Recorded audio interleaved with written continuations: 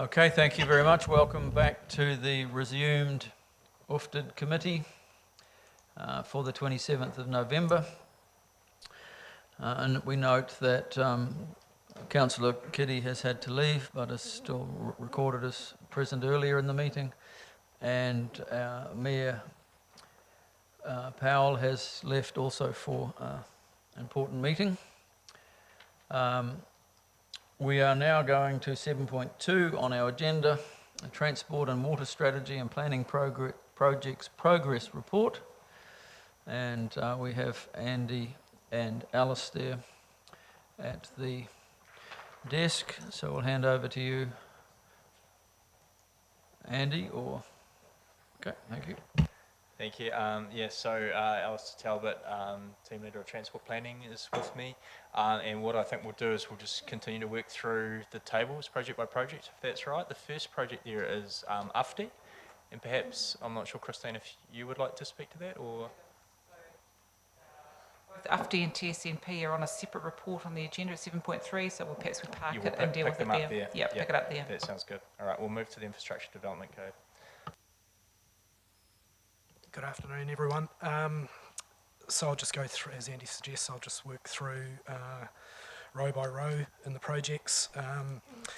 Just beginning with the Infrastructure Development Code. So this is another one of those processes that builds on some of the earlier work that you heard about this morning around supporting different urban form and different densities across the city. The focus of this project is looking at how we change the development code standards for transport and how that can be done in a way that supports those different urban form outcomes. Back in 2018, a design guide for the street or the different street types was established that sets out outcomes and principles that can help deliver better designed streets.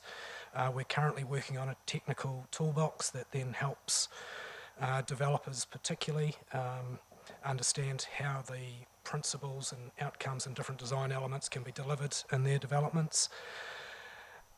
We're testing that toolbox with the developer forum and specific consulting firms to understand how usable it is and how practical it is. That work's ongoing as we speak. And that'll help us refine the tool and complete delivery of the tool. We're also, to support that technical toolbox, working on a sort of software, or a piece of software that actually enables the efficient use of the toolbox. Any questions from anybody? I have one. Just to clarify, and perhaps filling in in the absence of one of the former councillors that didn't get returned here, trees, given our intensification and our smaller lot sizes, is this IDC going to address the issue of one tree per lot? Because it needs to be addressed. Can we have a clarification on that? Yeah, absolutely. We realise you can't have one tree out in front of each lot if you've got narrow lots with lots of driveways, so that's part of this project. It's also part of the city plan review because there's some provisions in the plan. Changes were already made, as I understand it already, which is about allowing you to cluster in a street rather than have one outside every lot. That's already done, and then there's a broader thinking about whether you need to take that further or not. The cluster in the street is a great step. Okay, thank you. Any other questions? Moving on then to the next parking strategy. Also picking up on another matter that was raised in the earlier committee meeting around the parking approach. So there's been a body of work underway for a little over 12 months now to build an evidence base to understand how we might address and approach the parking issue across the city. There was a workshop held with the last council towards the end of the last period that presented some of that evidence. It set out some of the outcomes that different approaches to parking management could deliver in terms of a different urban form, more balanced transport system and more vibrant urban centres. That work was referred now to the UFTI team, Urban Form and Transport Initiative team. It's anticipated that parking will be identified as one of the levers to help address and deliver some of the outcomes that UFTI is looking to deliver. So we're anticipating that to be referenced in the interim report and final report interim report later this year and final report early next year. That'll then allow us to continue the development of a strategy, retesting with yourselves and the community the direction of that work. Any questions? Just bearing in mind that the minimum parking requirements will be addressed when we come to the submissions later on. But other questions? In regard to parking pricing, etc., is that and ring fencing parking? I know that is there any talk of ring fencing the income from parking from our city parking in this strategy as Queenstown has done? Stan can answer that. Yep, so parking revenue was already ring-fenced to the parking activity, so it's what we describe as a self-funded activity. So the only money that goes into the parking activity comes from parking, and the only expenditure relates effectively to parking. In terms of Claire's mouthing something, so I'll just finish what I'm saying and I'll see if she wants to add anything. And in terms of pricing, that is one of the elements that's picked up in the technical works. There's a whole series of technical papers that have been completed, and pricing is one of those. So Claire, did you want to add anything? So because Claire Cassidy is one of the transport planners just sitting behind you. Sorry, so through the chair, the money or the revenue from the parking activity is also ring-fenced for investment in public transport infrastructure as well. So some of our public transport infrastructure is funded through the transport activity, and some of it is actually funded through the parking activity as well. Thank you. It wasn't always that way. I think around about 2012 was when we stopped taking any surplus out of the parking revenue because we had so many other things to manage with new parking buildings and so on. So, but it is all now. Any other questions? Okay, moving on to Park and Ride. Thank you. So Park and Ride, that's one of those topic areas that the parking strategy looks at, but given the significance of the opportunity that it presents, it's singled out in a separate row here. There's a Park and Ride study or strategic opportunity assessment that's been undertaken to see where and sort of what conditions Park and Ride might be successful in the city, and then there's a secondary, more detailed piece of work which is looking at short-term opportunities to see where we could deliver Park and Ride now. That work is reaching a conclusion. We're expecting it pre-Christmas, and that is looking at where are those early sites or site within particular corridors that we may be able to get going in the relatively short term, and that's within that annual plan allocation of around $1 million that's been set aside by the council. And I assume that the situation at Bay Park is one of those that's in that study, is it? Definitely, yes. Yeah, because the previous council asked you to look at that. Yes, that's right. As soon as possible. Councillor Hughes? And also, is that conversation happening with the Bayfeder Bay Park project and what might happen with their public transport and arrangements? Yeah, so we're working, we're working with the regional council and the transport agencies, and there's work within that whole corridor to understand how do all of these different pieces of work fit together and how can they support each other. So to Tauranga Transport Model. Yeah, so the transport model is one of the key tools that we use to help inform direction on some of our decision-making decisions. It's not seen, I guess, as the decision-making tool, but it's certainly its outputs help to inform direction on certain issues. The model itself has undergone quite a significant rebuild exercise over the last 12 to 18 months or so. We now have what we call a 4-stage model, which is a good model, relatively speaking to other parts of the country. It looks at chip generations, trip distribution, mode splits, and network assignments. So that's at the strategic level. What we have sitting underneath that is a hybrid model, and that looks at closest network assignment of trips across the network. The model build exercise is ongoing. It's a sort of continuous improvement exercise. The model itself is, well, we administer it, Tauranga City administers it. It's a partnership exercise with the Transport Agency, the Regional Council and Western Bay Council. And our next steps of focus are around continuing to integrate the cycling elements into the model, and continuing to look at how we integrate new census information into the modelling. Some of that is delayed, so that's causing us to think about what are some appropriate and relevant workarounds, and then also looking at how we extend the model, the strategic model, into things like emissions information and safety information. Any questions?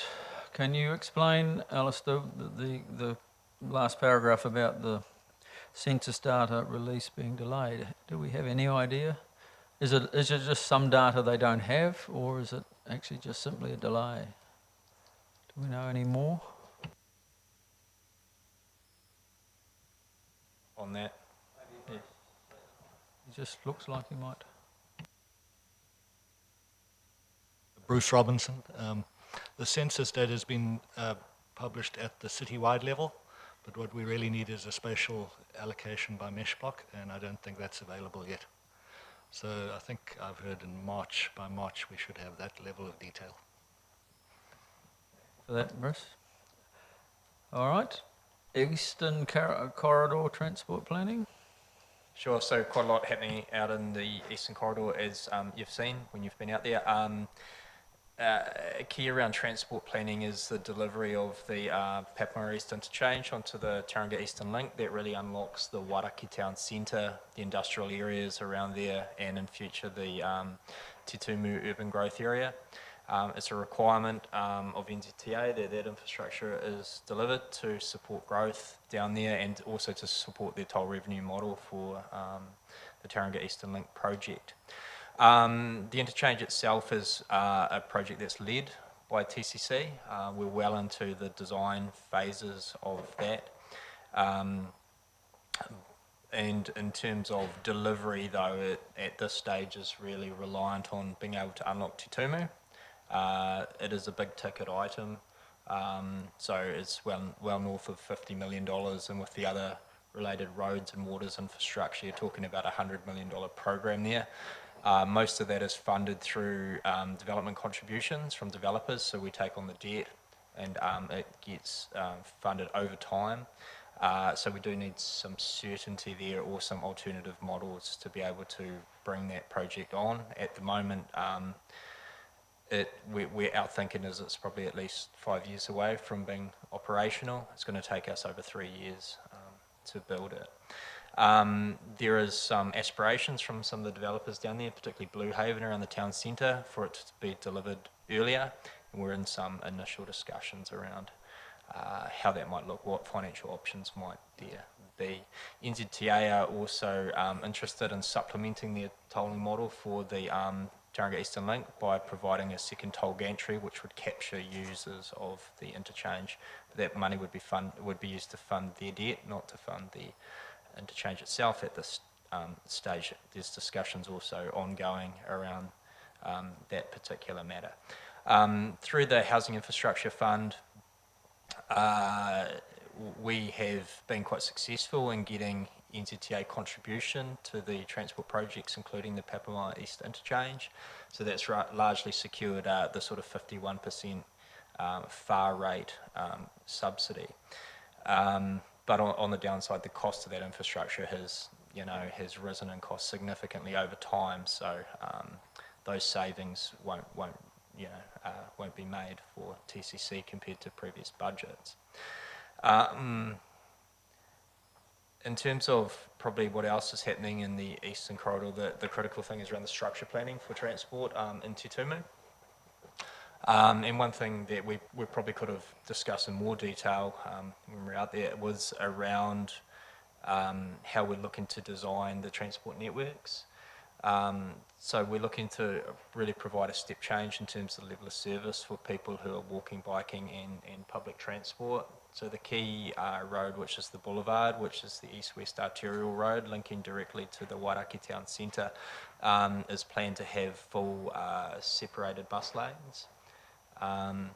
and off-road cycle paths. There will also be off-road cycle paths on other roads, and then other trails through the Wairaki stream, the dune systems, and the around the river margins. So significant infrastructure and really, really great environment out there, being flat, to get people out of their cars and onto other modes of transport.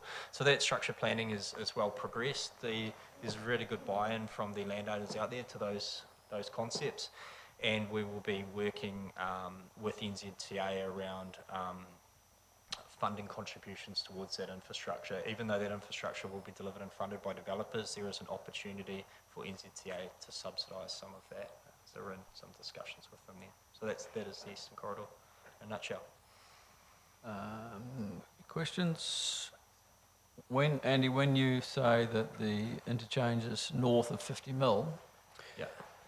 is that the total amount? Like if we had the 51% subsidy from NZTA, our contribution would be half of that? Yes, correct. Correct. Okay. I think Steve might be prepared to pay for that. All right, moving on to the next one. Harini Causeway, Turret Road. Yeah, thank you. So this is one of our very challenging corridors and has been for a long time. So there's been a considerable level of investigation over a many number of years by previously the Transport Agency and more recently ourselves. Recent work has looked at different optioneering or options around three-laning or tidal flow, and certainly they identified some constraints to certainly the tidal flow and three-laning, focused around the structural integrity of the bridge and also the space that the existing bridge provides.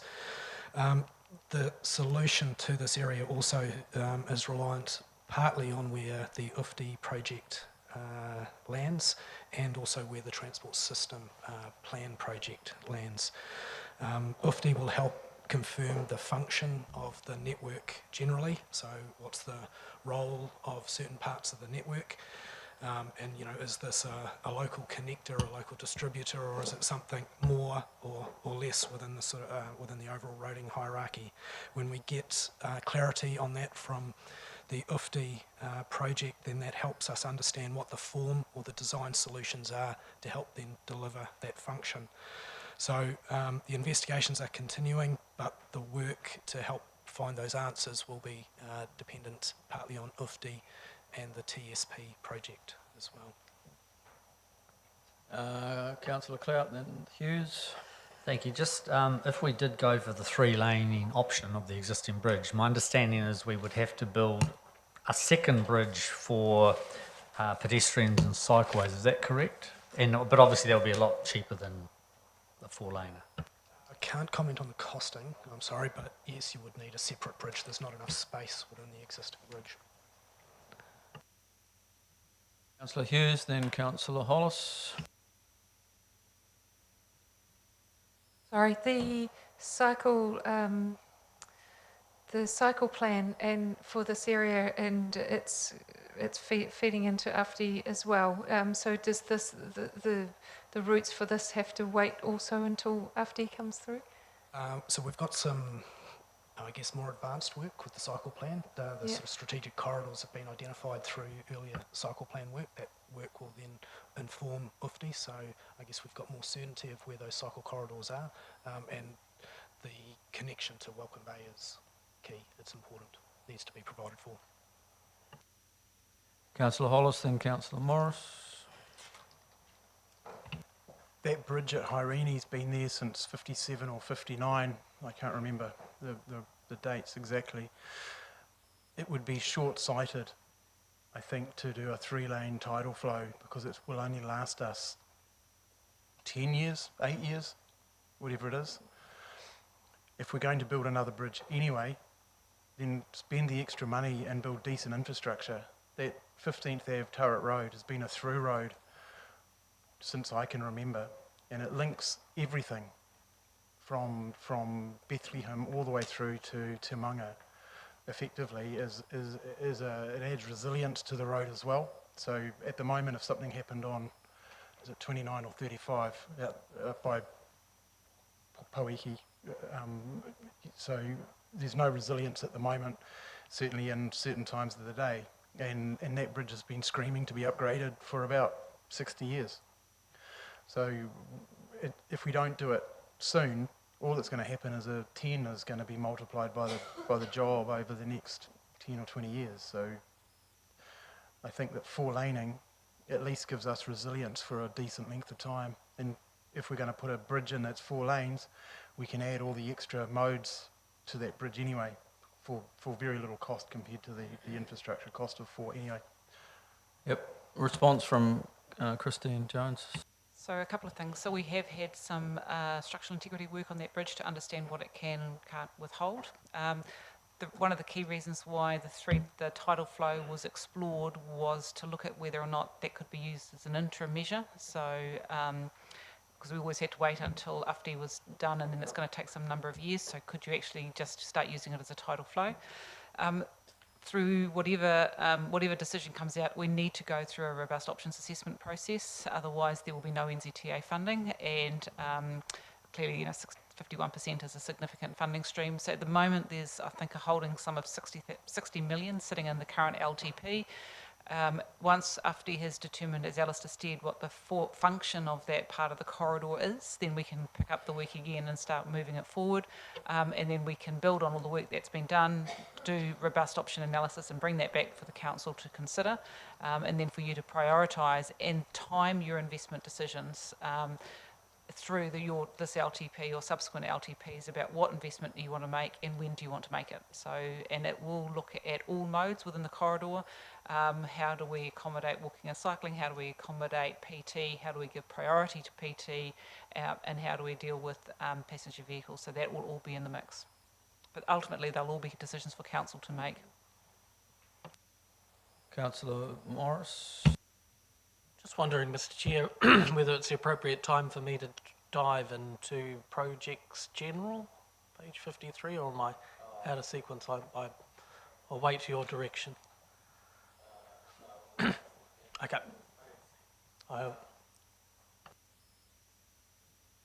Just further on 15th Ave, it is frustrating to wait what seems to be a no-brainer, to most people, that we got a 4-lane right through, not just a bridge, but the Turret Road as well. But we have to go through these processes. But I wonder whether, in fact, we are looking preliminarily at, just building another bridge next to it doesn't necessarily achieve what we have unless those things line up with where we're going with the 4-laning. You can't move concrete around in a bridge. So is it possible we can do a little bit of assessment on that and be a bit ahead of the game? I don't know. That's why we've done some of the work that we've already done. So we've done a comprehensive RMA assessment about what would be the RMA issues and barriers, and I think we brought that back to you, and we probably need to bring it back to this new council. We've looked at, Bruce probably be more informed to speak to, we have looked at a range of options with the idea that we've got a lot of base information, so once we get some clarity from UFD, we can then move forward. But maybe, Bruce, can you just talk about the different options that we've already explored and the ones that we're currently exploring? Yes, I think it was last year the council asked us to go back and look at other corridor options around the Turret Road Bridge. So there's been some work on what I call the back bay, but going offline from the current route of 15th and Turret. I don't think we've reported that back to you yet, but we will. And coming out of that work, that was a design exercise. We are busy scoping a modelling exercise to do with this tidal lane idea. And then the other piece of work going on is following the current construction stage 1, we're looking at Fraser Street itself and possible signals at 13th and at 17th on Fraser. So that modelling work is looking at things like whether the extra lanes would be bus only or carpool or general traffic or clearways. So those are the two pieces of work ongoing. I think it is useful to hear those options, Bruce, if we could. The other one I don't think you mentioned was, going around the Pahutakawa trees into the harbour, and that was pretty much that's discounted really as being not achievable through the RMA, I believe. Can you confirm that for everybody else to know? that was looked at as part of the RMA, and so we didn't go back there again on that particular option. And then the other part that UFTI is looking at is we've done some preliminary work on, depending on the form and function of 15th in the future that Alistair alluded to, around the harbour versus across the harbour routes, and whether things like the future 15th Avenue ramp would exacerbate or help that issue. So what kind of traffic, what's the right traffic on that road that we want to accommodate and cater for? So the ramp, we're talking about the 15th Ave connection to Route K, correct, at that end. Can you just elaborate the back of Bay, because that's the first time I've heard that. Is that a diversion up through the campground and around that way? Is that the one? Yeah, which was the original NZTA one, I think. So it's, So that we've looked at about three sort of variations of that we haven't reported back to you yet.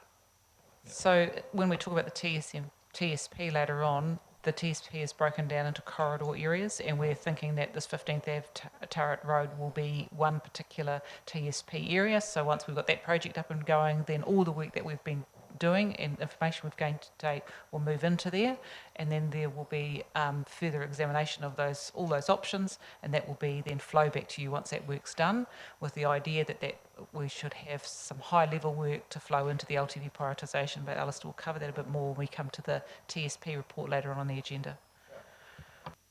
Councillor Hughes, was that a question? And then one from Councillor Salisbury, or Salisbury first. I just have a quick question. What is the timing on that UFTI report that we're waiting for? So we're expecting to have the interim report pre-Christmas. So the interim report is, we'll go into more detail when we get to that paper, but that sets out the program options that we're looking at, and program options essentially the different land or urban form options and transport programs for the longer term. And then the final report would be due around March or April. So there's quite a level of analysis to then step from interim to final report. And that analysis would focus on economic, financial, delivery, or transport modelling, or quite a detailed level of analysis to then understand what are the costs and benefits of each option, and then allow us to go from a set of programs, even a short list of programs, to a preferred direction. Workshop for elected members, just an informal meeting on the 11th of December that you would have got an invitation to, which is just to talk through some of this material, and then there's a formal meeting with the Smart Growth Leadership Group on the 18th of December for them to consider and approve the interim report. So those meetings should be in your diaries. Councillor Hughes, did you have a question? Yeah, just around the, and I know I mentioned it this morning about a possible short-term solution, working together with regional council and on some quite radical ideas. I mean, I know that we've got the school children bus free buses, which is fantastic, but from everything I've seen, everything else is very incremental and not very progressive in terms of what could we actually do with the community. So I'm just wondering what the appetite might be for a really community engaged answers to their own public transport solutions that was quite resourced, that could work as a pilot for them, with free buses, 10-minute buses. Where do they actually want to go? How does the community actually decide which networks they want? And I know this is a regional council thing, but is there a possibility to bring that together, and is there an appetite to do something like that? So you have your first meeting with the regional council is in December, and you've got a elected member meeting mayor and councillor meeting in advance of that to identify what issues you'd like to discuss with your council colleagues. So I mean, that's a good matter to put onto the agenda. If there are, while they may be free to the user, someone still has to pay. So then there'd be a conversation about how that would be paid and how would that be shared, although it would still shoot back to the ratepayers, because whether it's through the regional council targeted public transport rate or through a TCC rate to its community, it's still the same property owner that's charged. But that's a really good opportunity, and we've got a session set for you to actually have conversations amongst yourselves about what issues you'd like to raise. So that's set for December. Can't remember, I think, no, it's set for the morning of the 18th of December, and the session for you is a couple of days before. And can I just ask, did the Regional Council in the last annual plan, didn't they consult on free buses? And do we get any response on how that went? So there's quite a lot of work going on with Regional Council around free buses and things like that at the moment. They're undertaking a fare review, so they're doing a lot of business case and modelling work around what changing fares, whether that's universal dollar fare or free fares and all of those sorts of things would do with their service and how that would impact. So I think they'll be bringing papers back to the Public Transport Committee shortly on the options for their fare review, which would tie into this sort of conversation. Would logically not be implemented until July. You know, they'd have to go through annual plan and funding and targeting of rate and all the rest of it if it was going to happen, wouldn't it? Yeah. Okay. Was that another question from Councillor Salisbury? I just had a question around, have we ever done a piece of work that identifies where people in the Welcome Bay area actually travel to from there as far as identifying routes and stuff? Yes. So one of our key sources of data for that, probably Bruce could have spoken to this, but is the census journey to work data. So we know that a good proportion of the people in Welcome Bay are actually travelling to the Mount Industrial area for employment as well as to the CBD. And also we know through the upcoming census what the school travel demographics are, and we also use the household travel survey. All of that then feeds into our transportation model, which gives us an overview of where people are travelling now, but also where they'll be travelling into the future.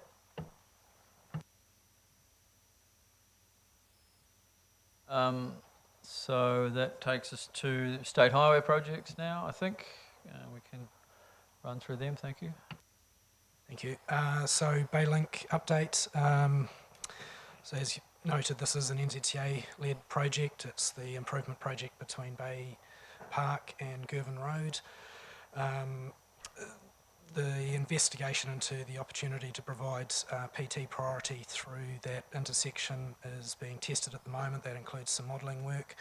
There's also overlaid within that work investigations into the pedestrian cycle facilities, crossing facilities. We're expecting those results. I think they may have come through yesterday in an interim format from the modelling. The work now is to then just test and confirm the outputs of that modelling and see what that does to the design options that may be feasible. So we're continuing to work closely with the agency on that work. Any questions on that one? Otherwise to State Highway 2. Okay. Yeah, so State Highway 2, not so much to report on this one. It is subject to, like a number of the significant State Highway improvement projects from the agency, just placed on hold at this time. We are hearing that there may be opportunities to progress some of this work through the Transport System Plan project, which we'll talk about in the next paper.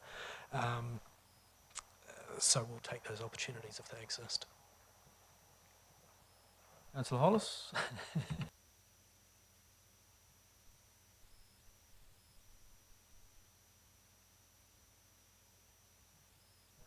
Yeah, so I think there was a reasonable conversation this morning to some level of detail on the land use planning and the transport work that's underway in Tauriko to help enable Tauriko West urban growth area. The early works package is developing, so we're working across the Smart Growth Partnership with the agency and the Regional Council in Western Bay to understand what those early enablement activities might be to get some housing underway and urban development underway in the Tauriko West area. The longer term options are on hold at present.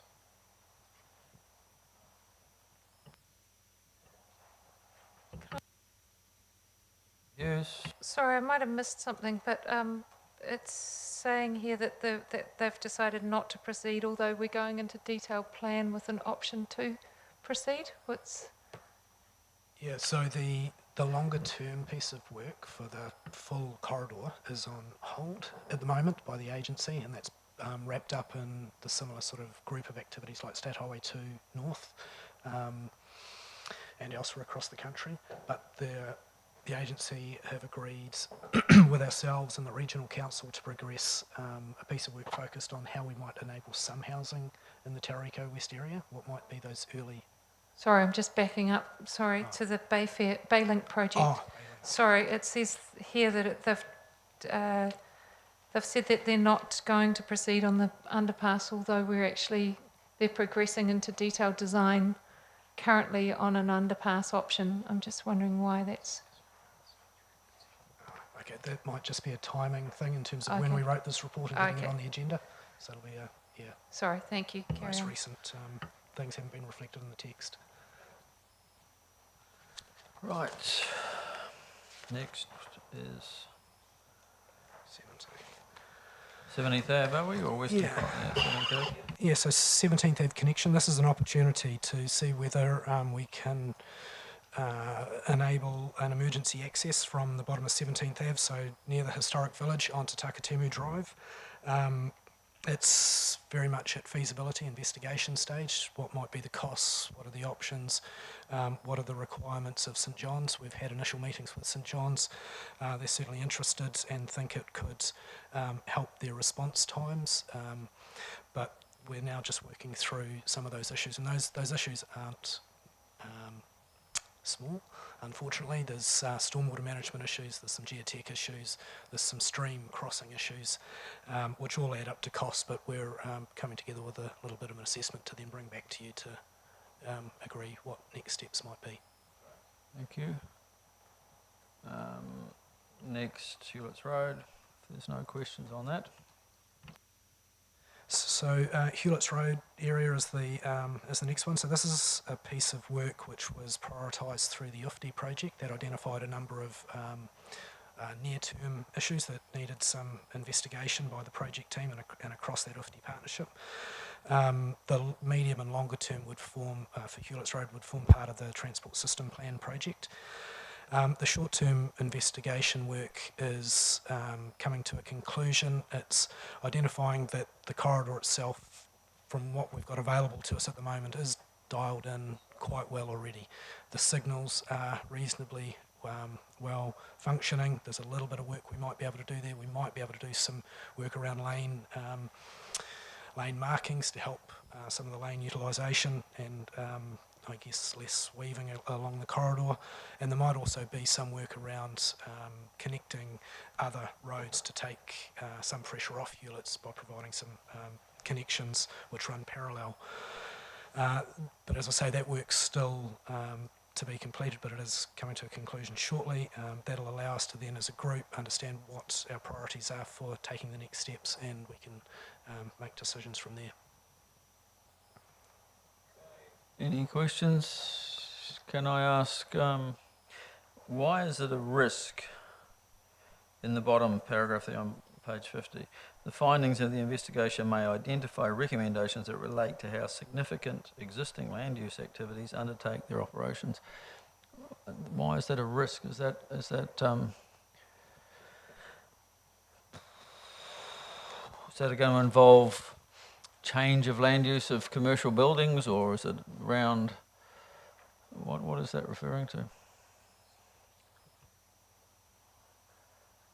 The willingness and ability for these activities to progress, potentially identified recommendation will need to be carefully worked through. Yeah, I think there's some big activities over there. The port's the most obvious one, and they operate on both sides of Hewlett's Road and Totara Street. So, if you're going to play with some of that, there's got some potentially large impacts. Earthworks, things like that may be part of that. And certainly not in the short term in terms of relocating some of those activities. No, that's not been considered. Yeah, that was the intent of that bullet.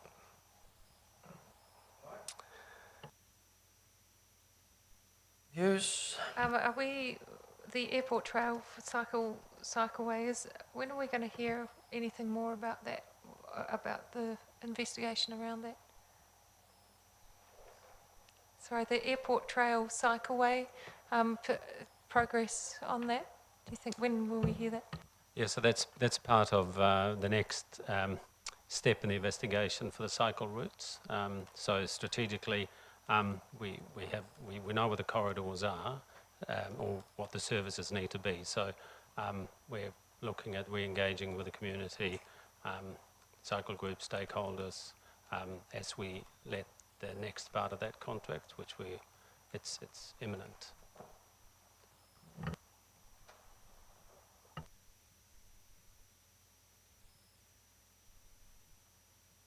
End of the state highway projects, now multimodal. Is this what you wanted to focus on, Councillor Morris? Or it'll come through it, will it? Down a bit. Okay, so carry on with Arataki. Thank you. So Arataki corridor improvements. This project includes elements of trials around, well, while the B2B Bay Link project is being delivered. So that relates to, as an example, some of the clearways on Links Ave. What we're also doing is progressing some of the more permanent works, which are some intersection improvements to help improve safety. And the example there is around Concord Ave, Links Ave and Farm Street. And there's also ongoing design work to help respond to some of the community feedback to the earlier preliminary design work. So there's a number of layers to that piece of work as it progresses. Sorry. Hughes? We were at that consultation. I've been involved in that process all the way through. This has been all the way through. It's been a consult on a red or a blue bus kind of scenario, because we've been sort of at the table but not engaged properly on this one. So I'm just wondering, what's the opportunity for bringing the community back into that space of really engaging on this piece, because it feels like we've run the risk of missing the boat here. Talking about the Farm Street bus interchange, or are you talking about the corridor improvements, the two different projects? Both. The cycleways, the whole project actually, the cycle improvements and the interchange and the whole project is not really, a lot of it's kind of, in terms of the community feedback that I'm hearing, there's a lot of aspects to it that people would like to re-engage on. Yeah, so maybe if Nick talks about the cycle stuff, the bus facility, the long-term bus facility is the next topic. So maybe if we wait till we get to that one, and then Nick wants to perhaps talk about those cycle elements that are in here. Yeah, so the longer term cycle elements, the improvements, they're part of that next step that I just talked about, which will be a contract that we're looking to see some results out of. And during that, engaging with the community over the next 3 to 4 months, we need to close that out by about April. And in the meantime, we had unequivocal support for making some short-term safety improvements. So we've done some safety improvements to that route already, just some line marking.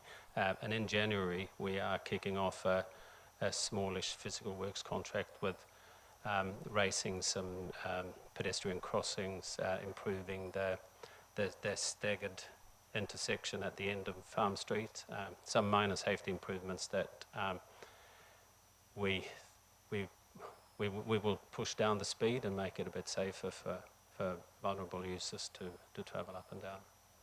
So there's two steps to it really. One is that short term that we've had really good support from the community, so we're cracking on with that. But then there's sort of the long-term solutions to be looked at.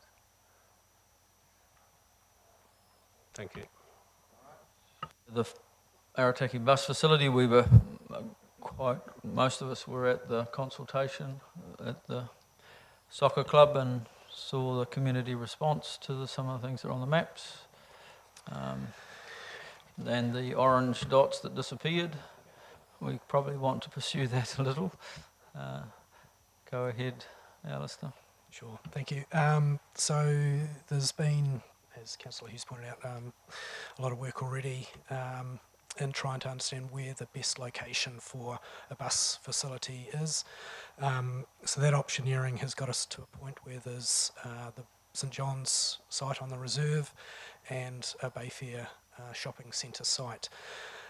We're currently continuing to work with Bayfair to understand their position on whether they're comfortable with us having a facility on their site. We're expecting that response pre-Christmas, if not in the very near future, and that will then allow us to do the next level of investigation to get our understanding around viability of a bus facility on that Bayfair site to the same level to which we've got it for St John's. That's probably where I'll leave it if that's okay. And so once we have that level of information on both of the sites, then we can come back to council with options on both. You can compare them and make a decision about which you wish to progress with. So we may have one viable site, we may have two. I just don't think we'll pursue the discussion about the orange dots any further in open, but when you come back with that response from AMP, perhaps staff could explain how we ended up with that orange dot in another location none of us were expecting, so that we can get clarification on that. Councillor Hughes? I'm just wondering if the community doesn't want the option on Farm Street, how much does it cost to pursue that option when it's actually not an option the community wants? So would we I know these try and get the information together for that option when it's not one for the community. Yeah, that's what I'm asking.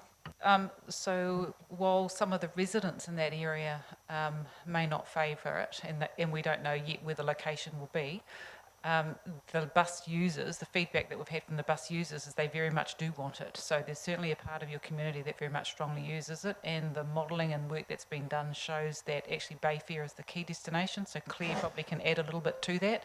But in terms of having a successful and effective bus system where people are encouraged to use it because it's going to the right destinations, the work shows that actually Bayfair is the right location. So perhaps Claire can add, and Claire's done some survey work of the actual bus users, and that work will be coming back as well. So it's our role to give you complete and informed information so you can make a decision, and you'll make that decision on balance on a whole series of factors. But the other thing is, if we'd be looking for NZTA contribution to any of the capital that needs to be done, we'll again be able to we must be able to demonstrate that we've assessed all of the options and weighed them all up to make it eligible for any funding subsidy. But I'll just let Claire see if she wants to add anything to that.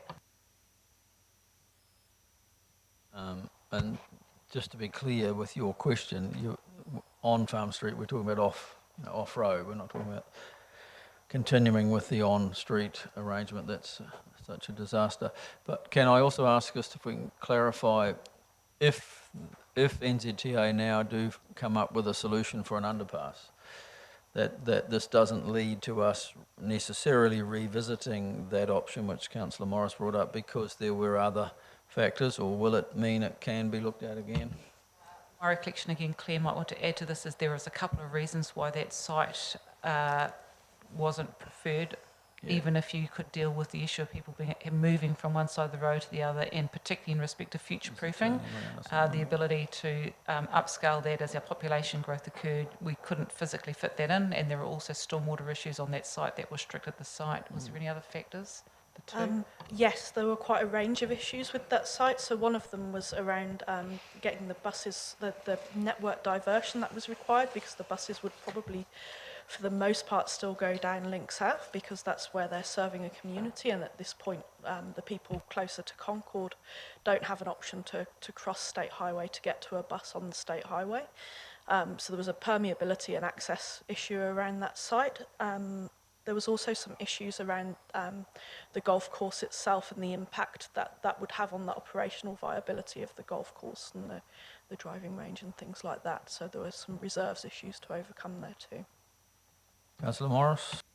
Thank you. Through you, Mr. Chair, I wonder if we could have a paragraph or something addressing that location when those two options come to us. That'd be useful. Thank you. Even for new councillors, the ABLE report on it could be made available for reading. Councillor Robson's favourite. Oh. Sorry, I'm just wondering if there's any work going on whether the hub and spoke idea of having interchange for everybody, or whether the split of that interchange and have is if that work's being done. So yes, sorry, through the chair, Regional Council are doing some work on their blueprint review at the moment, which reviews the need for transfers, and they have already introduced some extra services that do reduce the overall transfer need. So currently we know that roughly 30% of the boardings at Bayfair are transferring passengers, which leaves another sort of 70% of people are actually originating or using that as their destination. So yes, out of roughly 930 people a day, less than 300 are transferring at this point. Thanks.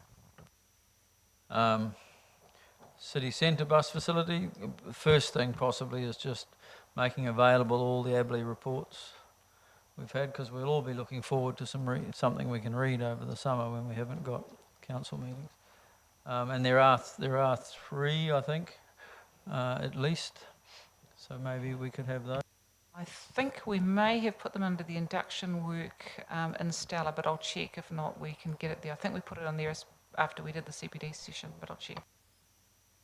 Further on that, it's still in abeyance really until we come to a discussion about the city centre, I think.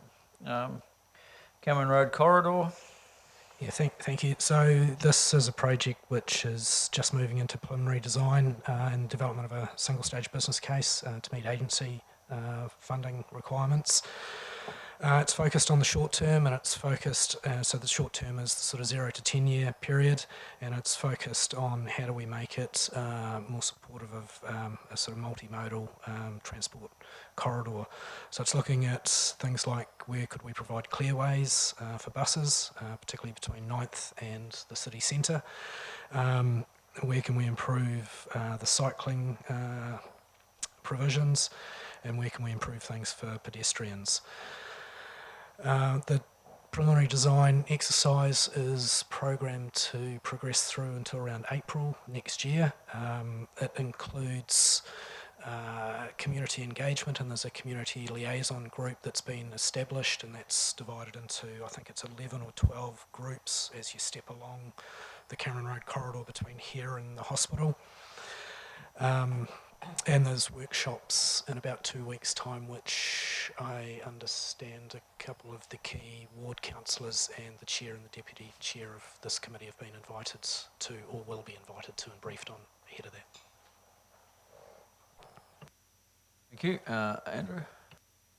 I could just make a point here, and I think Elaine probably made it earlier this morning, but just to reiterate the view of, I guess, how important this particular project is, particularly in the eyes of, say, NZTA, to some of the other projects happening and across the city, particularly to the growth out in the Western Corridor and Tauriko West, and also just how important the sort of transition to multimodal over time is in terms of the ambitions around the Te Papa Spatial Plan and the delivery of intensification down that corridor. So people might not be on the buses today, but in terms of unlocking other things and moving people towards jumping on a bus, this type of project is very important. Thank you. So cycle plan. Yeah, so some good progress with the cycle plan next steps. Nick touched on it before when he was talking about the airport trail, or potential airport trail. So the tender process is live, and those proposals are being reviewed right at the moment. That'll allow the next level of detail around route option selection to be undertaken. And then the findings of that work will help also inform development of other pieces of work like the transport system plan, and then how we integrate the different modes and opportunities between each. On a standalone cycle plan, the Ngātai Road one, do we have an update on? Yeah, we That's do have, Here we go, we Claire. do have some good news, Claire. Got the notification earlier today that funding's been approved for implementation.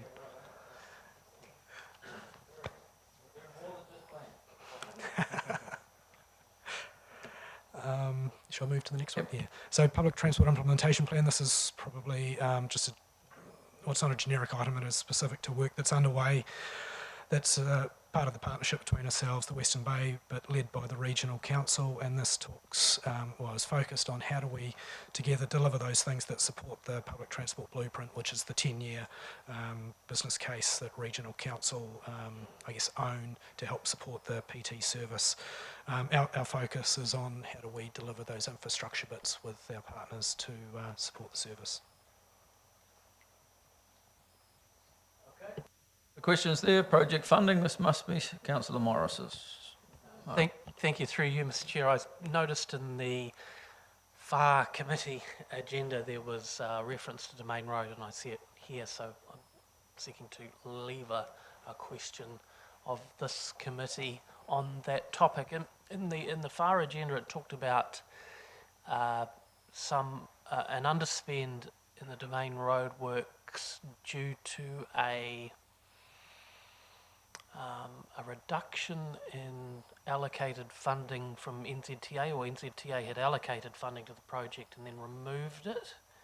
And so I'm seeking some clarification on that, given the decision we made a few months ago to have ratepayers fund the shortfall. What's the story there, please?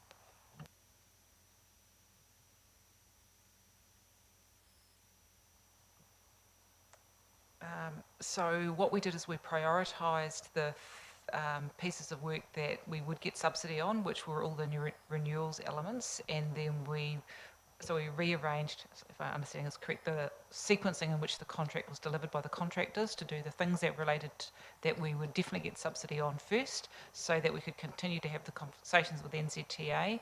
And my recollection is, but I just can't see it, is that we got notification yesterday, I thought, that the funding had been approved. I'm just trying to see if I can find the email. I think that's right. Does that sound right? Did you know, Claire, as to whether we've had confirmation on the Domain Road funding? Or it was close or informal. So that was why we did it that way. And I'll see if I can find the email. I may be able to clarify that. Okay. Originally, the agency had signalled that that's probably unlikely for funding, but through their ongoing monitoring of cash flow and delivery elsewhere across the country, they're starting to identify projects that may now become likely, and I understand that this one is now a may become likely, so that enables us to continue with the conversation. Yeah.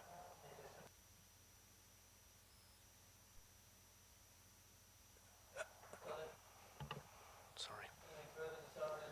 Funding as well, any other topics not covered by Domain Road?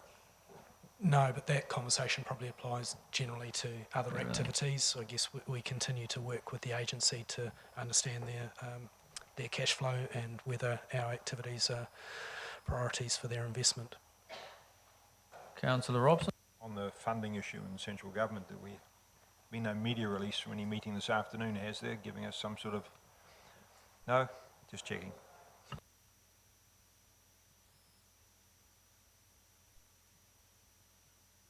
Of that, we can move to the waters planning.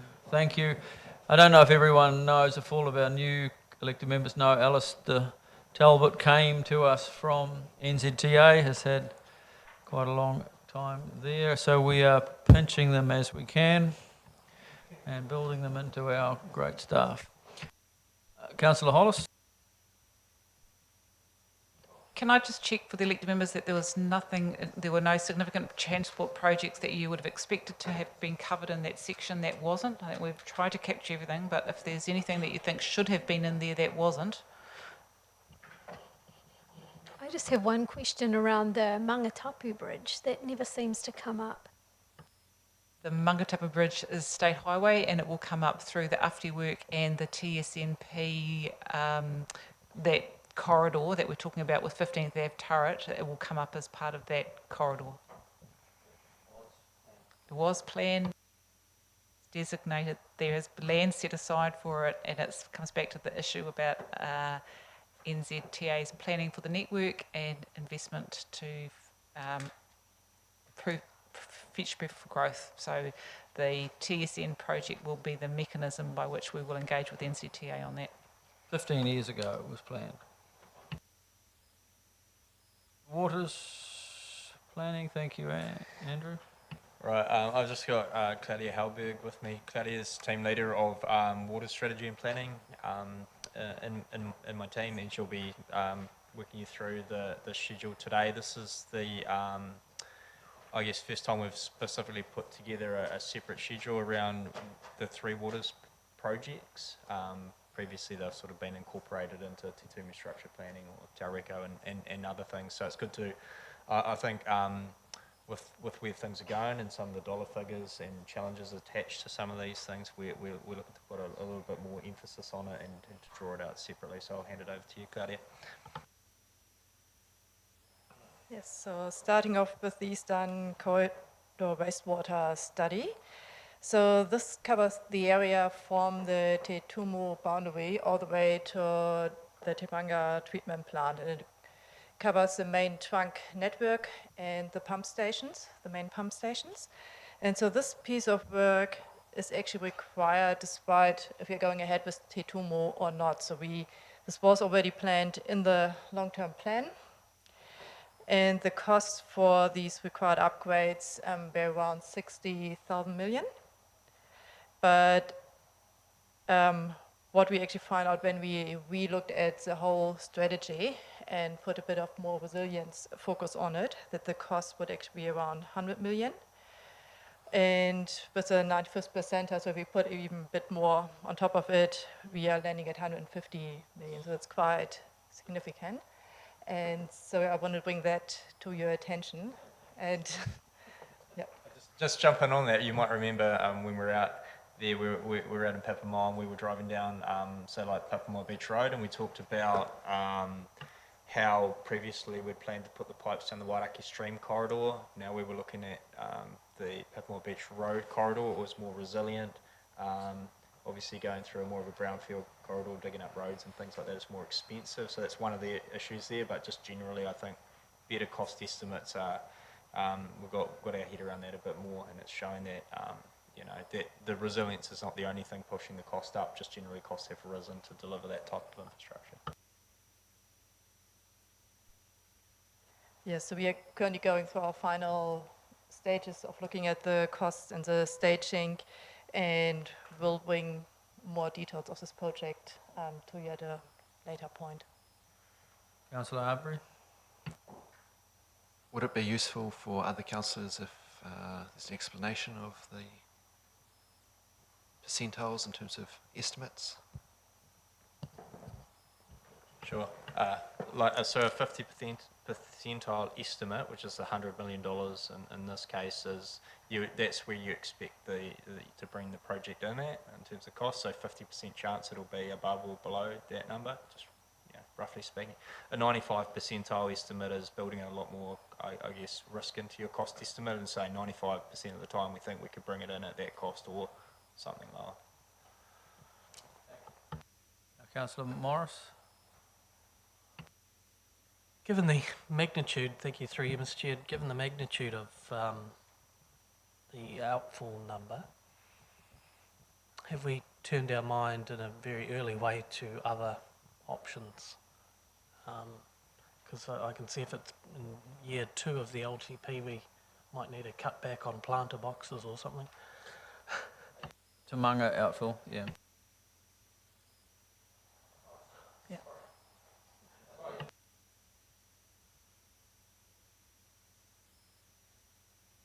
Councillor Robson? I think, and the response to Councillor Morris's question and observation, we do need to find a way, and I know we've got an annual plan draft, some numbers coming towards us, but my concern is we need to find a way of collecting this information in a way that councillors can get their heads around quite a few of these costings. There are some major areas of infrastructure where budgets that were being talked about even last triennium are now significantly different.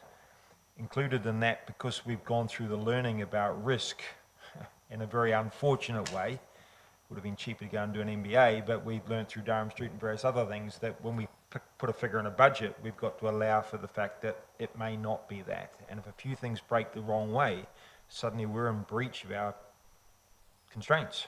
So I just think we just need to find a way. I just want to make sure that there is a summary or there's a way of giving people an overview of where we are, because we often talk about things that really there is no capacity for us to address, because we forget the reality of providing the base infrastructure for the city and the risk we're facing at the moment. So I'm just...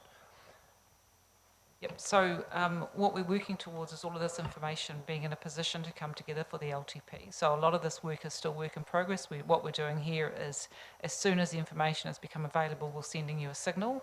But we're doing work in waters, wastewater, stormwater, resilience, community facilities in urban growth areas, with the view that that will be able to come, and obviously the TSP, because that's also going to be a significant amount of capital investment. So we can, and we need to work on a way about how we present that, but our thinking is that that's an LTP process. And what we want to do, though, is to signal to you that this is a sort of scale of what you're talking about. When the last LTP was done, that was sort of some 4 years ago when we were working on it, and these were provisional sums. We hadn't done the detailed work. We said we need to do the detailed work, put some lump sums in. Some of those are clearly showing that they're not, as we've done the detailed work, are not adequate. And then through the LTP, you'll be able to make priorities, but it's also important as you move through your annual plan that you're aware about what your fiscal horizon is, so that you can think about those things when you set your debt and rate levels.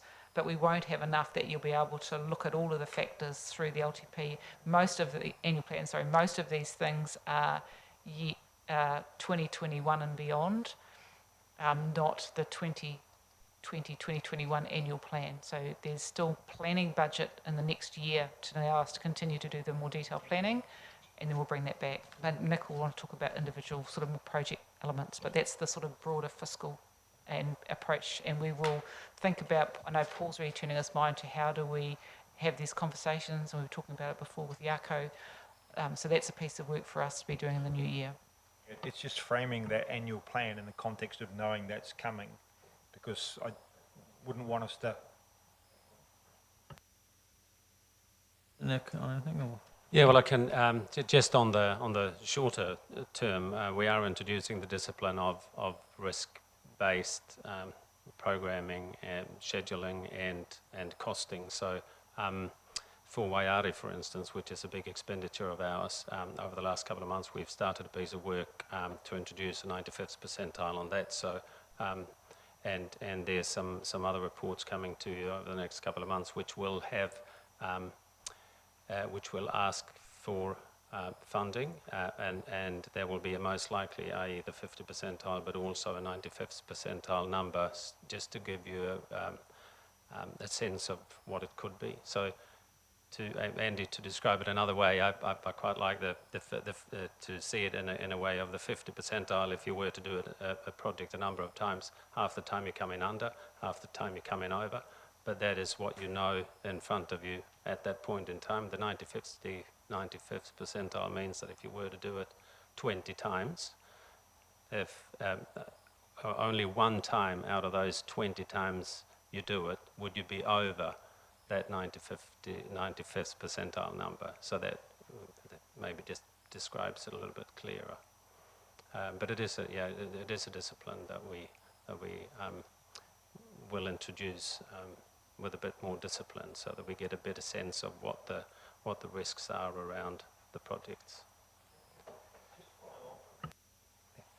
Hamilton City Council a while back started using basically, low, medium and high estimates when they started putting their LTP conversations together, and went out there with that, because that's the consequence you get to when you start putting the 95th figures out there.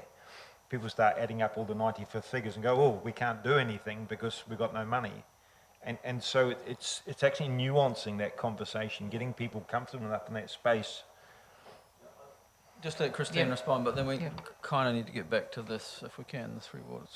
Through the last LTP, we did allocate confidence levels to each of the financial budgets when we were presenting the information to elected members, but we didn't use that in the public arena. So that may be something that we need to turn our mind to next time round, so that there's more clarity about what the level of confidence. So I think we had a very simple rating of like 1 to 5 or something, and we said if anything was can't remember which way one was highly accurate. If it was less than 2 and it's in the first 2 or 3 years, well, you shouldn't be proceeding with it. You've got to do more planning. But if you had something that's 5 and it's out at year 10, then that's probably acceptable. So we did have some rule of thumbs, and we need to relook at our approach this time around.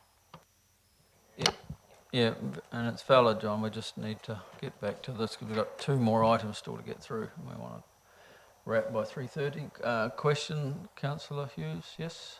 Just a quick one. Are there opportunities in amongst this for opportunity to offset other costs like undergrounding power poles or putting cycleways on top or redoing roads that need to be done, or is that just like, or am I not understanding?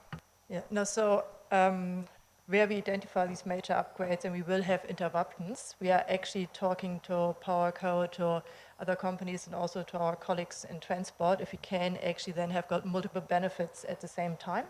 And so this becomes then a staging issue at what time you would actually undertake certain pieces of work. Right, Western Corridor wastewater study.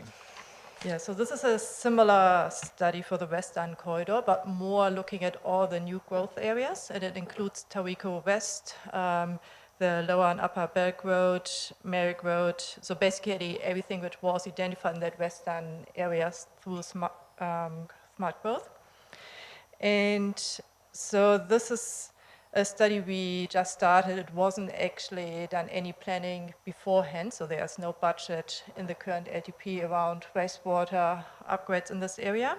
And the reason is that growth was anticipated at a much lower rate. But the pressure is really building up in this area that we deliver some of that main wastewater infrastructure. So we looked at a range of options, and we are now working on one of the preferred options to provide more details around it. But looking at the cost, we are quite likely sitting somewhere below the 100 million, but it is getting up to that level as well. So, but it's a large area we would actually cater for the trunk network. And having that in place at some stage would actually help to open up other areas much more easily. There's a couple of things I think going on here. One is that the current network cannot accommodate much more growth out in the Western Corridor until this new $50 to $100 million type project is delivered. That includes maybe only a small amount of housing in Tauriko West, probably not the extension of the Tauriko Business Estate, south of Belk Road, and certainly not any development of any scale at all in Kenan Road. And we're probably talking a project, this is really an extension of the Southern Pipeline from Malemi Street further south. You can consider it that type of project. And it's a project of probably a time period of at least 5 years from where we are today to when we can have it operational. We're not talking about turning on housing in Tauriko West, overnight. So there is some time to get this done, but it is a project that's going to have some urgency to get it moving. I think that's important. I think there is a disconnect out there with some of the expectations of some of the landowners and developers around when they want to go and when this infrastructure might come on stream. So we're going to have to work through those issues as well.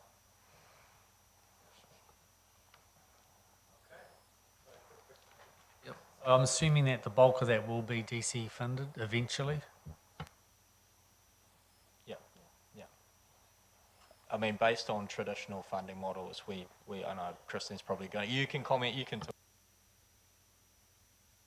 So it would be growth funded and DCs as one vehicle, but we could also look at IFF, so infrastructure funding and financing legislation. We understand that's likely to be introduced to the House shortly.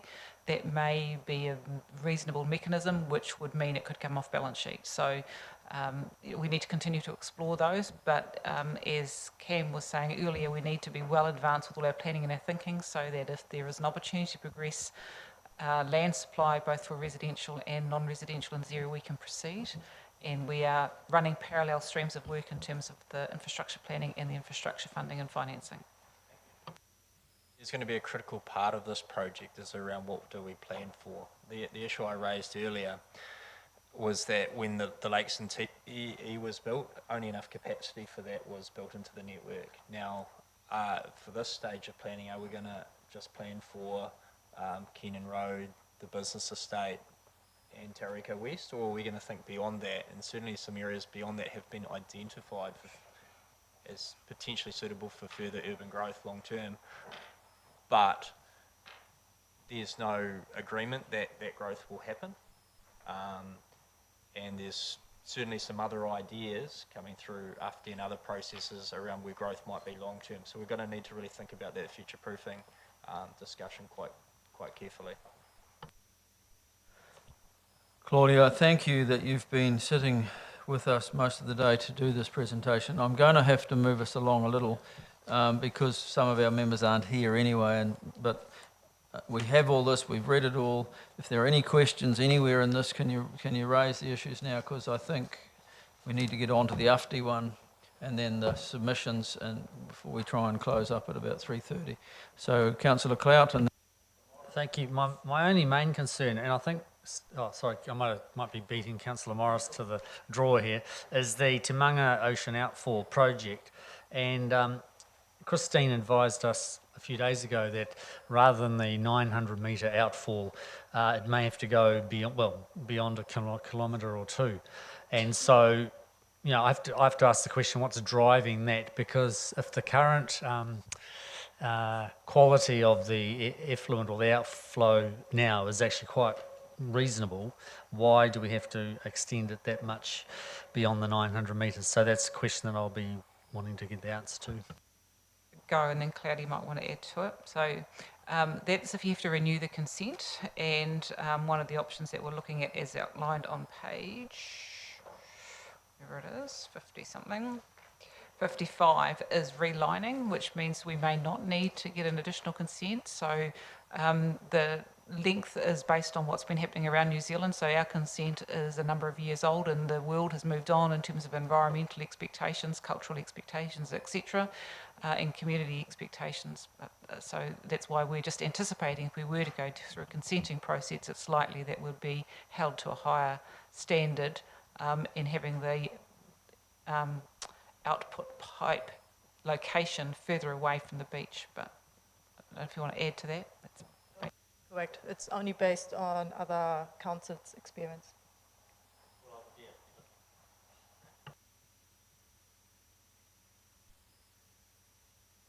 And Councillor Morris.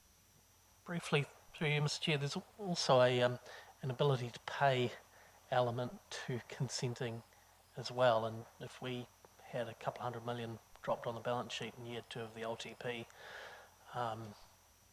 there is no more money for planter boxes anywhere in the city. So where does that leave us? We've got to have another option, surely.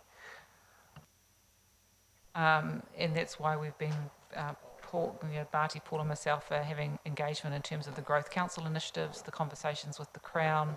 It's all of these factors about the financial pressure that growth puts on us, and the fact that you need to build an entire treatment plant, an entire pipeline.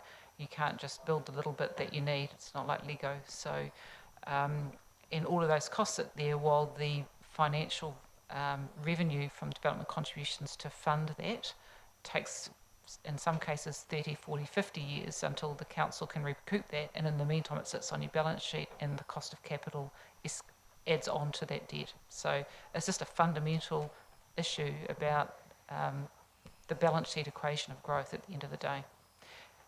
And it will become to the fore, as you can see already, through the next LTP. Any other questions in regard to the waters planning projects? Otherwise, we will thank Claudia very much. Thank you. And we'll go on to AFTI. Oh, sorry, we need to move this resolution. Over mover. Thank you, Councillor Clout. Seconded, Councillor Arbery. All those in favour, please say aye. Aye. And against, that's carried. Just simply receiving that report. Now to the AFTI Urban Form and Transport Initiative, and as we speak, we're sure that there's an announcement being made. we hope. Thank you, Alistair. Take us through. Thank you. So the purpose of this report is to provide an update and also some context of the Urban Form and Transport Initiative project, but also the Transport System Plan project. So these two projects represent two significant land use and transport planning projects that we're progressing in partnership with others, particularly the Transport Agency, the other smart growth partners, and the TSP has a slightly different partnership approach because it's more a design level, and I can talk about that later in the short brief that I'll just provide now. So the role of UFD, just to provide some context, that's around getting ourselves aligned strategically on urban form and transport matters, and that's essentially the plan, the long-term plan, which is set out in the first of those blue boxes on page 59. The Transport System Plan project is essentially the design, so that gives effect to the plan. That's the piece of work that takes from a transport perspective, the system function information, and then from a form perspective starts to place that in particular corridors or parts of the network.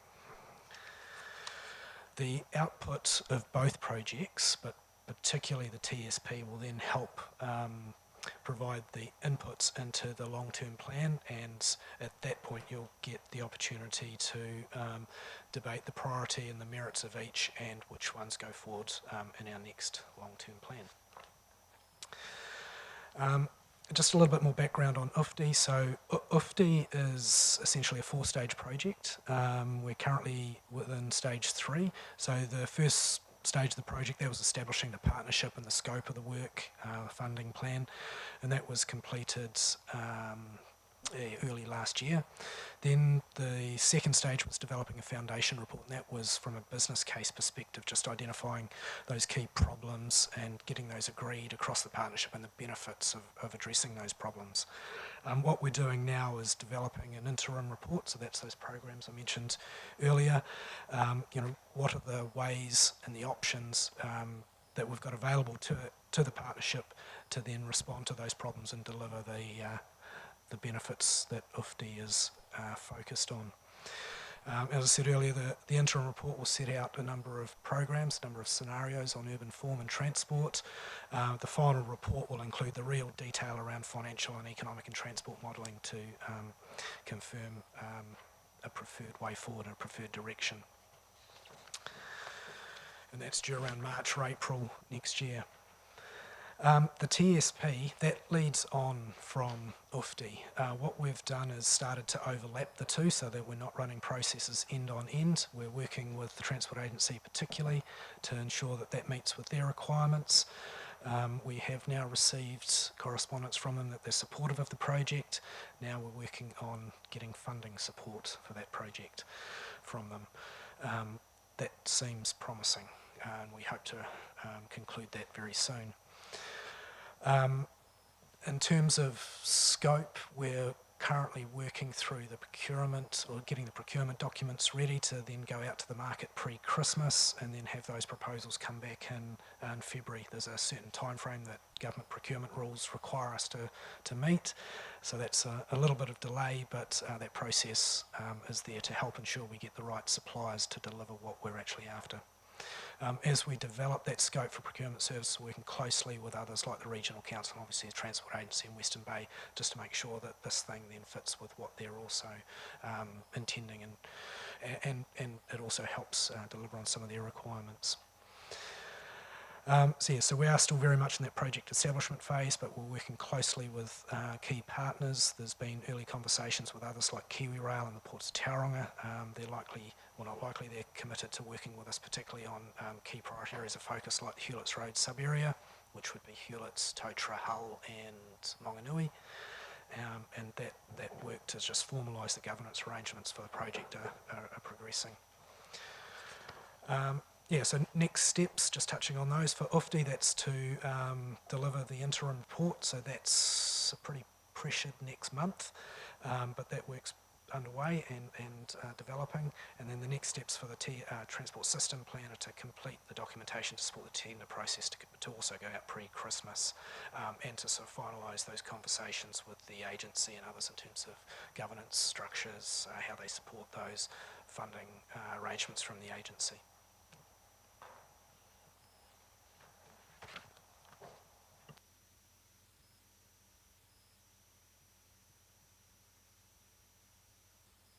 None? We can move on. We have to move that one. Move before receiving of that report. Thank you, Councillor Salisbury. Seconded, Councillor Morris. All those in favour, please say aye. And against, that's carried. Now to the submissions. What a weighty tomb that was. Cool, like I'll try and race through it, so there's some time for questions if there are any. But yes, a lot of work has gone into the submissions. We've made some very comprehensive submissions to 3 proposals. There is the government's proposal around highly productive land, which is largely to give it a higher protection, particularly from urban development and from lifestyle block type development. Then there's the urban development proposals, which are about really providing stronger direction from the government to enable cities to build both upwards and outwards. And then there's some specific kind of things that it's hard to see exactly how they fit in there or how they've come about, but very targeted proposals around things like car parking, which are quite different from some of that general direction. And then there's the Essential Freshwater Package, which is both a national policy statement and some really detailed environmental standards, which are effectively really detailed rules. And that's around protecting and improving our fresh water from our rivers and streams, our wetlands, going forward. I'll just quickly work through our kind of key points. So in terms of highly productive land, obviously that has to be part of the mix and part of the considerations around urban growth going forward. And then our view is that it can't be outright protection, which it's not proposing, but it certainly needs to be considered and given high weight. Productive soils, because once they're gone, they're never coming back from urban development. One of our, issues there is around the level of protection. So this initially started out as protecting really just your Class 1, really highly versatile soils. Now it's crept into Class 2 and Class 3 soils. We've got a lot of Class 2 and 3 soils in and around Tauranga and the Western Bay. And also it kind of just gives one level of protection. So, lifestyle block development, which is 1 or 2 dwellings per hectare, versus suburban, new communities, which could be 20 or 30 lots per hectare, is quite a significantly more efficient use of land. We think those issues could be weighed up perhaps differently. And probably the key issue that we've got is that there's really this direction and the urban development direction, they're not talking to each other. They're actually saying quite opposite things. In the urban development side of things, they're saying we want cities to grow both upwards and outwards. They're saying actually we want to even make provisions to enable landowners and developers to consider development outside of urban limits, outside of your spatial plan or your district plan. The reality is that almost all land that's suitable for urban development is likely to be high quality soils, because it's the good flat land, right? We don't build houses generally on the hills and steep slopes and in the gullies because there's too many constraints in those areas. So there is these two pieces of work are really not talking to each other enough at the moment. So that's where our submission focused there. In terms of the urban development, we put a submission across strongly in favour of the direction that they were going. From, our point of view, it's really good to get clarity, particularly around the intensification side of things, around what the expectations are. Some of this will help, counter some of the challenges we get around some of the community's views about change in their neighbourhoods over time, and we know that those neighbourhoods need to change as we intensify. But equally, we don't want the government to go too far and tell us exactly what needs to happen, exactly where. There needs to be some flexibility for our local circumstances. For example, they're saying everything within 1.5 kilometres, one of the options of the city centre has to be zoned for 60 dwellings per hectare, terraced housing and apartment buildings. But some of that land is, it's industrial land, and we'll get reverse sensitivity issues. Some of that land will have hazard risks, and we need to factor that in. So there needs to be some flexibility to consider those types of issues, and that's what we've been put forward in our submission. In terms of the greenfield side of things, we certainly have had our challenges over the last sort of 3 to 5 years around looking at addressing our housing supply issues and being a little bit more flexible than maybe the urban limits that are set out in our regional policy statement. And we've said, look, there are some merits to considering a more flexible approach, but it needs to be well balanced and thought through in that regard. And we did some things when we had special housing areas that we certainly can't do anymore, that has disappeared. So we've provided a submission along those lines there. One of the key issues for us is around time frames. So they're basically saying we need to rezone our whole city for intensification within 18 months. We're going, not sure that's achievable, not sure that will result in good outcomes, not sure we'll be able to engage well with communities and do a good job. In terms of the essential freshwater package, again, really support the direction that's going. We need to do a better job. We all need to do a better job of managing our freshwater in New Zealand. Has deteriorated significantly.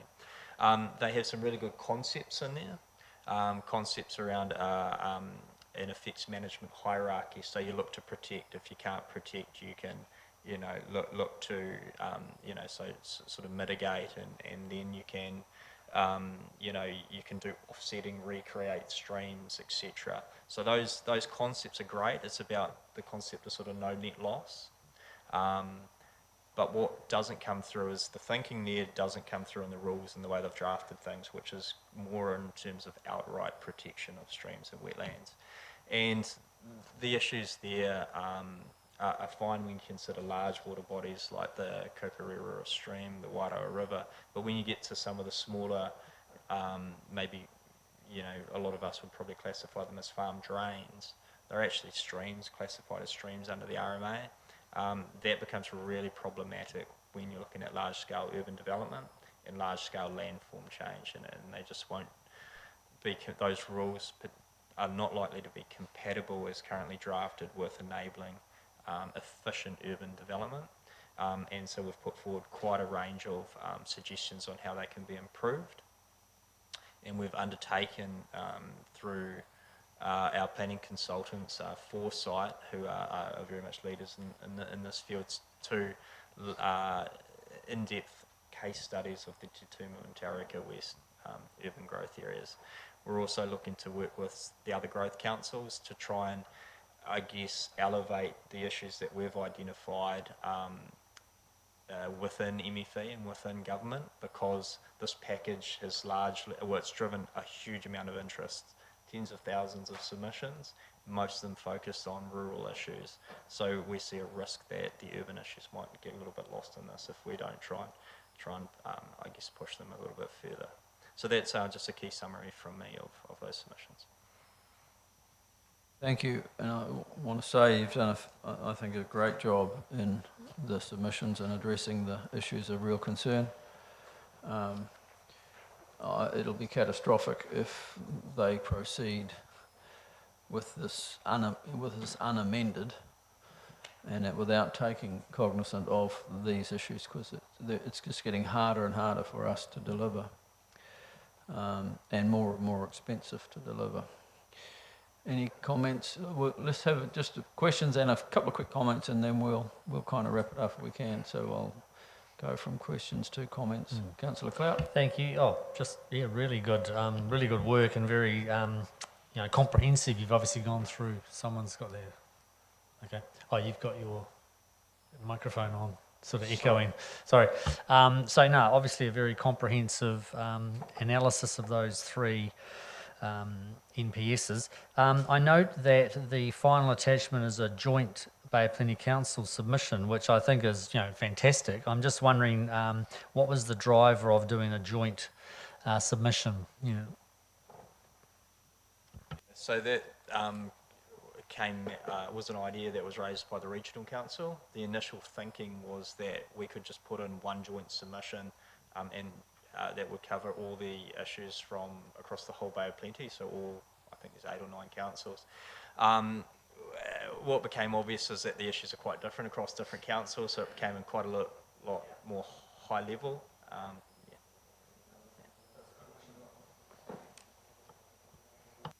Councillor Robson, I think you were next. The underlying issue that government isn't joined up in its own thinking is seriously concerning, because it imposes a burden on us to actually go back and try and join the thinking up before it comes back to us the second time, which is yet another load on us.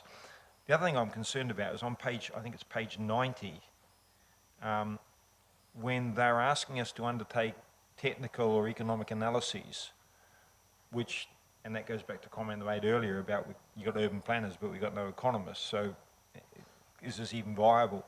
They're asking us to undertake work that we don't seem to have capability for, let alone capacity for. And how's that I suppose I'm looking for feedback that there is actually a two-way conversation here. That what happens is they learn, because in the 6th or 7th year now that I've sat in this place with a small break, there doesn't seem to be any indication that government understand what the hell is going on here. The only mechanism we really have is through the submissions. So, there's not often specific feedback that comes back. So we also are trying to use the Growth Councils Forum as another mechanisms to say growth councils have got some very particular issues in terms of urban development and meeting the government's urban growth agenda. And these things will prevent us from getting the outcomes that the government wants in terms of housing supply. So that's our most effective mechanism. But it is really hard to be heard, and as Andy said, some of these topics get hundreds, if not thousands, of submissions, and we are but one of them.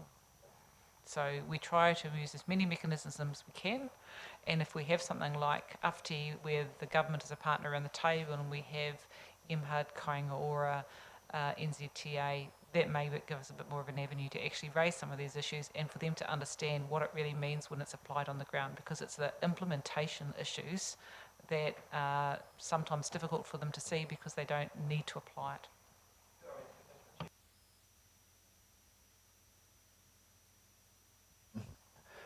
Yes, Councillor Arbery. Do we have cost estimates or key risks to TCC? For example, if we have higher residual flows, on how much extra cost that might add to Waiari, or not? Not quite sure I understand that question. If you could just rephrase that, maybe.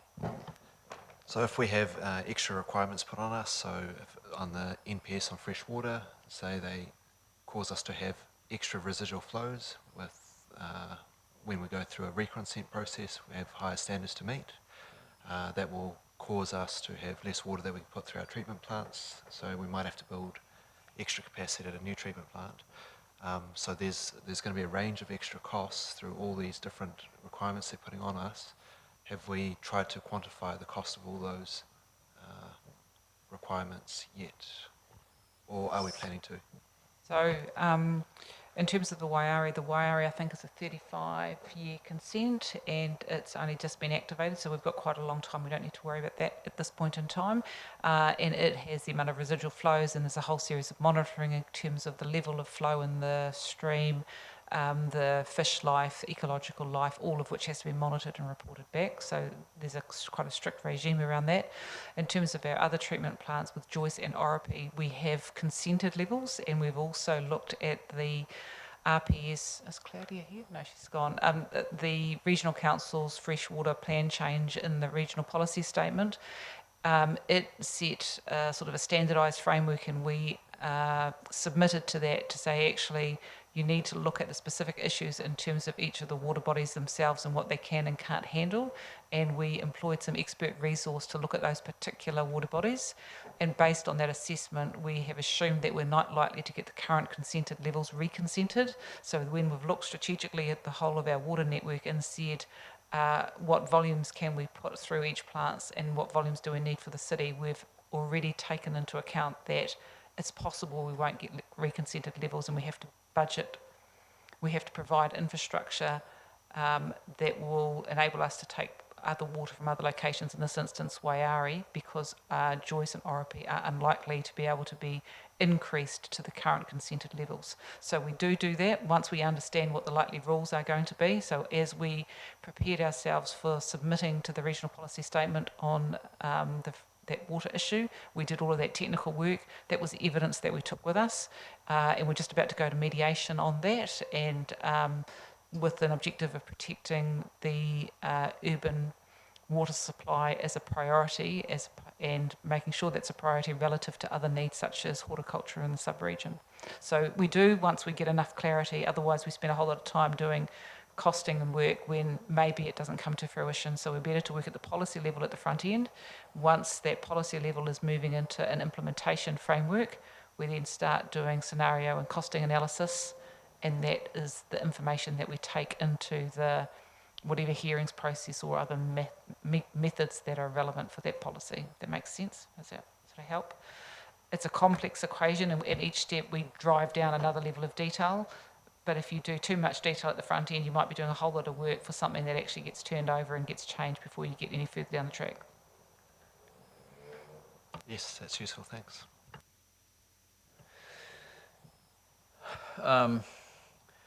I think it's just a couple of things I wanted to say was, sometimes we have this ongoing battle about productive soils with our neighbours, and yet they may well have done more damage with approving lifestyle blocks out there in Te Puna than what we have with intensive urban development, because they become just about as useless when you get into lifestyle size blocks. And, if you think about the beginnings of Tauranga, the Otomarai was an orange grove. I would love to see an economic analysis of, what would that have produced for the economy and for everybody if it had stayed in oranges since 1950, or been developed into housing, because the housing is an important thing.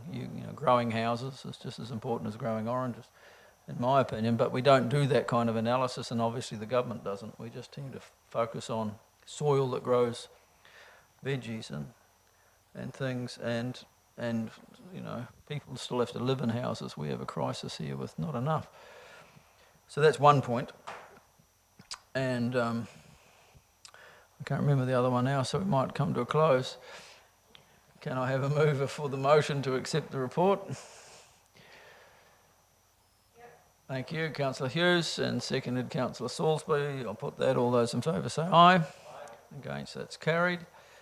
Brings us to the end of our UFTD committee. Thank you for your patience. It's been a long one, but I appreciate the staff and their presenting. And the idea was that we would hear all of this. It'll take lots of times to absorb it all, but to keep re-questioning when you need to. We have a bus trip in the morning leaving from Cameron Road, I believe, or from here. Which one is it? From here? Might.